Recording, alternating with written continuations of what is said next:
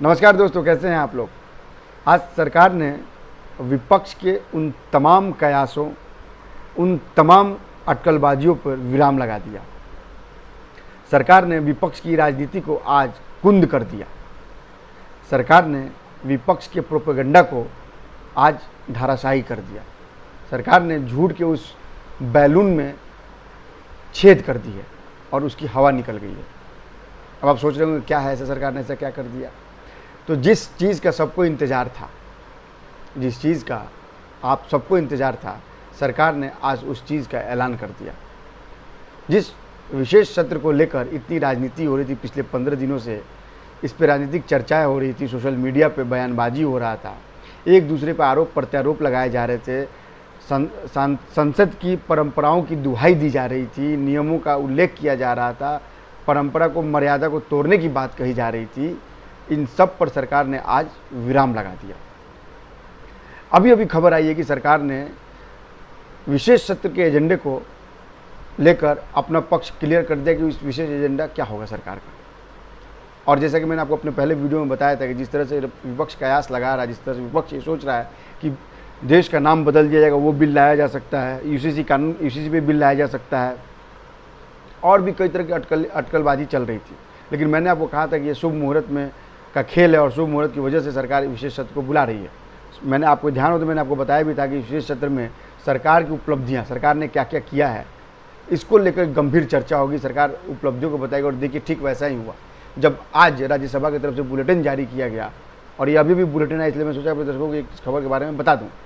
तो उसमें कहा गया कि सरकार जो है इन 75 वर्षों का जो कार्यकाल रहा है देश का, इसमें क्या क्या उपलब्धियाँ हुई हैं, क्या क्या हमने वो चीज़ अचीव किया जो बाकी दुनिया के देशों ने अचीव नहीं किया है, साथ ही हमने क्या सीखा है, हमने क्या गंवाया, क्या पाया है, इसको लेकर गंभीर चर्चा होगी। इसके बाद इस सत्र के दौरान 4 महत्वपूर्ण बिल रखे जाएंगे, और यह महत्वपूर्ण बिल जिस पे किसी का ध्यान नहीं जा रहा था, हालांकि मैंने अपने वीडियो में आपको बताया था कि कुछ अहम बिल जो है इस सत्र के दौरान रखे जा सकते हैं। और देखिए, आज वैसे मैं आपको बताता हूँ कौन कौन से वो बिल हैं, आप ज़रा ध्यान से सुनिएगा। सरकार जो है वो पोस्ट ऑफिस बिल 2023 और मुख्य चुनाव आयुक्त और अन्य चुनाव आयुक्त यानी election commission, chief election commission and other election commission से जुड़ा हुआ बिल सरकार ला सकती है। यह बिल बहुत इंपॉर्टेंट है। इस बिल की पूरी डिटेलिंग मैं आपको दूंगा कि क्यों यह बिल सरकार इस बार लेके आ रही है और क्या है इसका मकसद, और इसको लेकर क्या क्या राजनीति हुई है और अब क्या क्या राजनीति होने जा रही है।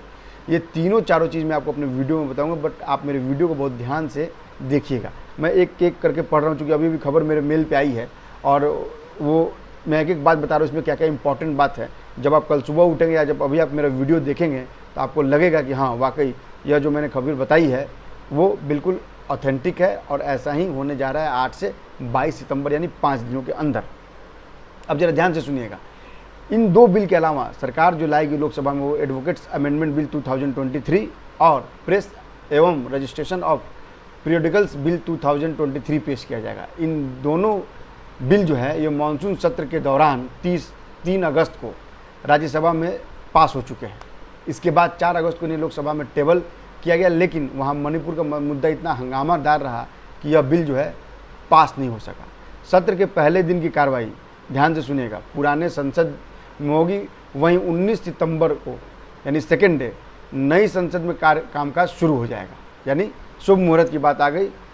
गणेश उत्सव चलेगा, जाहिर सी बात है शुभ मुहूर्त है। सरकार जो है इसी दिन इस बिल नए संसद भवन का शुरुआत कर देगी, वहाँ चर्चा की शुरुआत हो जाएगी, यानी वो शुभ मुहूर्त में शुरुआत हो गई।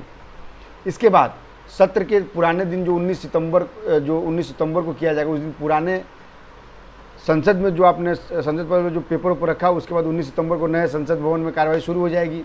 उसके बाद इस सत्र के दौरान, इस नए संसद में सत्र के दौरान एक खास बात यह होगी कि संसद भवन में जाते समय संसद कर्मचारी नेहरू जैकेट और खाकी रंग की पैंट पहनेंगे। यह इनका ड्रेस कोड नया होगा। इसके अलावा क्या होगा कि मैं आपको अमेंडमेंट में एक, जैसे अब सबसे इंपॉर्टेंट है सीईसी की नियुक्ति यानी चीफ इलेक्शन कमीशन की नियुक्ति वाले बिल के विरोध में विपक्ष है। आपको मैं बता दूं कि इन नियुक्तियों को रेगुलेट करने से जुड़े बिल को राज्यसभा में 10 अगस्त पर इस पर चर्चा हुई थी। बिल के मुताबिक, अब बिल में क्या, जरा ध्यान से सुनिएगा। बिल के मुताबिक आयुक्तों की नियुक्ति 3 सदस्यों का पैनल करेगा। इन 3 सदस्यीय पैनल कौन कौन होंगे? प्रधानमंत्री, लोकसभा में विपक्ष के नेता और एक कैबिनेट मंत्री शामिल होंगे। राज्यसभा में कांग्रेस, आम आदमी पार्टी सहित अन्य विपक्षी दलों ने इस विधेयक का जमकर विरोध किया था। विपक्षी दलों ने कहा कि सरकार जो है वो सुप्रीम कोर्ट के संविधान पीठ के फैसले को आदेश के खिलाफ यह बिल ला रही है, इसको पलटने के लिए बिल ला रही है। दरअसल सुप्रीम कोर्ट ने मार्च 2023 में कहा था कि सीईसी की नियुक्ति प्रधानमंत्री, चीफ जस्टिस ऑफ इंडिया और विपक्ष के नेता की सलाह पर राष्ट्रपति करेंगे। सरकार यह नियुक्ति खुद करना चाहती है, प्रधानमंत्री इस नियुक्ति को खुद करना चाहते हैं, लिहाजा और यह नियम है अपने यहाँ, यह संविधान में लिखित है कि अगर आपको सुप्रीम कोर्ट के फैसले को बदलना है तो इसके लिए आपको संसद में कानून बनाना पड़ेगा और कानून लाकर आप बहुमत के हिसाब से उस बिल को पारित करा के उस सुप्रीम कोर्ट के आदेश को पलट सकते हैं। ये प्रावधान है अपने यहाँ। इस पर लगातार आम आदमी पार्टी बहुत एग्रेसिव है, चूँकि आम आदमी पार्टी इसका मुखर विरोध कर रही थी। अब इसके बाद क्या होता है कि केजरीवाल ने क्या कहा है। अब सवाल ये होता है, कहा कि सरकार जो है वो अपने मनपसंद का सीईसी नियुक्त करना चाहती है, प्रधानमंत्री अपने हाथ में नियुक्ति करना चाहते हैं, इसीलिए जो है प्रधानमंत्री ने या सरकार ने यह बिल जो है वो राज्यसभा में 10 अगस्त को रखा था, जहां चर्चा हुई और इसका भारी विरोध हुआ। इसके बाद क्या होता है, जरा आप इस प्रक्रिया के बारे में जरा सुन लीजिए, आप क्या क्या प्रक्रिया है। दरअसल क्या है कि मुख्य आयुक्त और चुनाव आयुक्त की नियुक्ति पर सुप्रीम कोर्ट ने 2 मार्च को ऐतिहासिक फैसला सुनाया था। कोर्ट ने आदेश दिया था कि पीएम, लोकसभा में नेता प्रतिपक्ष और सीजीआई का पैनल इनकी नियुक्ति करेगा। 5 सदस्यीय बेंच ने कहा कि यह कमेटी नामों की सिफारिश राष्ट्रपति को करेगी, इसके बाद राष्ट्रपति इस पर मुहर लगाएंगे। सुप्रीम कोर्ट ने कहा कि यह प्रोसेस तब तक लागू रहेगा जब तक संसद चुनाव आयुक्तों की नियुक्ति को लेकर कोई कानून नहीं बना देती है। चयन प्रक्रिया सीबीआई डायरेक्टर की तर्ज पर होनी चाहिए। यह मैं आपको कोट अनकोट जो सुप्रीम कोर्ट ने अपने फैसले में कहा था वो बता रहा हूँ। इसके बाद सुप्रीम कोर्ट ने कहा था कि लोकतंत्र को बनाए रखने के लिए चुनाव प्रक्रिया की निष्पक्षता बनाए रखनी जानी चाहिए, नहीं तो इसके परिणाम अच्छे नहीं होंगे। ये कोर्ट की टिप्पणी थी। वोट की ताकत सुप्रीम है, इससे मजबूत पार्टियां भी सत्ता से हार सकती हैं, इसको हट सकती हैं, सत्ता परिवर्तन हो सकता है। इलेक्शन कमीशन का स्वतंत्र होना जरूरी है और यह भी जरूरी है कि वो अपनी ड्यूटी संविधान के प्रावधान के मुताबिक और निष्पक्ष रूप से कानून के दायरे में रहकर निभाएं। दरअसल क्या है कि चुनाव आयुक्त को लेकर हमेशा सरकार जो है वो घेरे में रहती है, विपक्ष इस पर हमेशा वार करता है। अब जरा उसका दूसरा पहलू समझिए। दरअसल क्या है कि विपक्ष जब सत्ता में होता है तो उसकी सारी चीज़ें अच्छी लगती है, जब वही सत्ता से बाहर होता है तो उस पर उसको अड़चन महसूस होती है, उस पर उसको दिक्कतें महसूस होने लगती है। सवाल ये है कि जब रिकमेंडेशन सीजीआई प्रधानमंत्री और कैबिनेट स्तर का एक मंत्री करेगा, राष्ट्रपति को जब नॉमिनेट करेगा, तो इसमें दिक्कत क्या है? अगर प्रधानमंत्री और लोकसभा विपक्ष के नेता और कैबिनेट मंत्री मिलकर इसकी नियुक्ति करें, प्रॉब्लम कहाँ है? इसमें दिक्कत कहाँ है? सलाह इनकी, राष्ट्रपति मुहर लगाएंगे। अरे भाई, जब राष्ट्रपति मुहर लगाएंगे, जो प्रधानमंत्री नियुक्त कर देंगे, उससे प्रॉब्लम क्या है? और कल आपका भी प्रधानमंत्री कोई बनेगा, उसके लिए भी ये नियम होगा, फिर वजह। और आप कहते हैं लोकतंत्र के लिए खतरा, कैसे खतरा है? अगर चुनाव आयुक्त की नियुक्ति के लिए अगर कानून कोई सरकार बनाती है तो इसमें प्रॉब्लम क्या है? अगर यह प्रक्रिया अपनाने के लिए सरकार कुछ भी करती है, अगर मान लीजिए कानून बनाने की प्रक्रिया को अपनाती है, तो कानून बनाने की प्रक्रिया जब तक होगा तब तक प्रधानमंत्री उसको डिसाइड करे, उसमें दिक्कत क्या है किसी को? लेकिन इसको लेकर एक प्रोपेगेंडा फैलाया जा रहा है और उसकी वजह क्या है कि सरकार हमेशा 2014 के बाद से अगर आप ध्यान दें तो लगातार चुनाव निष्पक्ष हो, इसको लेकर विपक्ष जो है हमेशा सरकार पे हमला हो रहा है। कभी ईवीएम को दोषी माना गया, कभी चुनाव आयुक्त को कटघरे में खड़ा किया गया। और मैं आपको बता दूं, चुनाव आयोग की भूमिका हमेशा जो है विपक्ष ने हमेशा कटघरे में खड़ा, जो पार्टी हारती है या जिस पार्टी को लगता है कि उसकी बहुमत से सरकार नहीं बन पा रही है या उसके कैंडिडेट हार रहा है, वो उसका सीधा इल्ज़ाम जो है वो चुनाव आयोग पर, चुनाव प्रक्रिया पर लगा देते हैं। ये कोई नई बात नहीं है। आगे बढ़ते हैं। इस स्पेशल सेशन में न प्रश्नकाल होगा न शून्यकाल होगा।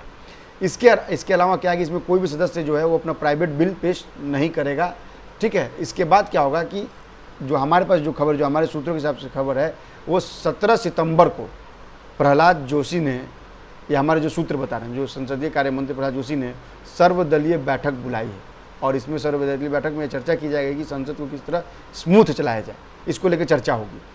उसके बाद आपको मैं बता दूं कि इस स्पेशल सेशन को लेकर कई मुद्दों पर कांग्रेस ने भी कई बार कहा कि भाई सरकार जो है वो संसद का विशेष सत्र जो है उसको एजेंडे को बताती नहीं है। सोनिया गांधी ने चिट्ठी लिखा है इसको लेकर, मांगा कि भाई संसद का विशेष सत्र किस लिए, क्या एजेंडा है।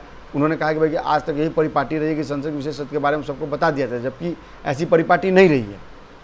बैठक के 1-2 दिन पहले सरकार इन्फॉर्म करती है कि भाई हम संसद के विशेष सत्र बता रहे हैं, ये एजेंडा होगा।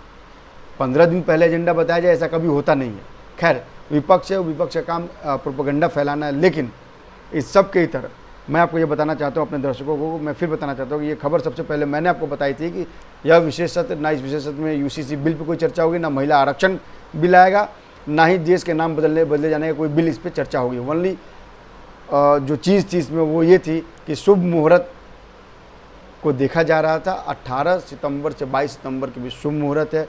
संसद की नई बिल्डिंग बन चुकी है, उसका उद्घाटन हो चुका, प्रधानमंत्री ने कर दिया। अब इस सत्र को चलाया जाए, इसके लिए विशेष सत्र को बुलाया गया। और दूसरा, चंद्रयान जैसे सबसे बड़े सफल अभियान को जो पूरे विश्व के पटल पर देश का नाम रोशन किया है जिस इसरो ने, उसकी चर्चा होगी, उसका पीठ थपथपाया जाएगा। 75 सालों में सरकार ने क्या क्या उपलब्धियाँ की हैं, क्या क्या सरकार की कमियां रही हैं और क्या क्या सीख मिली सरकार को, इस पर चर्चा होगी। और ये कई बार, ऐसा नहीं है कि संसद का विशेष सत्र पहली बार बुलाया गया है। 1947 के बाद जब तक कम से कम कई बार संसद का विशेष सत्र बुलाया गया है। आप 1947 में बुलाया गया, उसके बाद कई और मौके हैं जिस पर संसद का विशेष सत्र बुलाया गया। लिहाजा यह कोई बहुत सरकार ने कोई अटपटा फैसला नहीं लिया था, जिसको लेकर विपक्ष ने इतनी राजनीति की, इतनी सरगर्मियाँ तेज हो गई, इसको लेकर सियासी गलियारे में चर्चा होने लगी।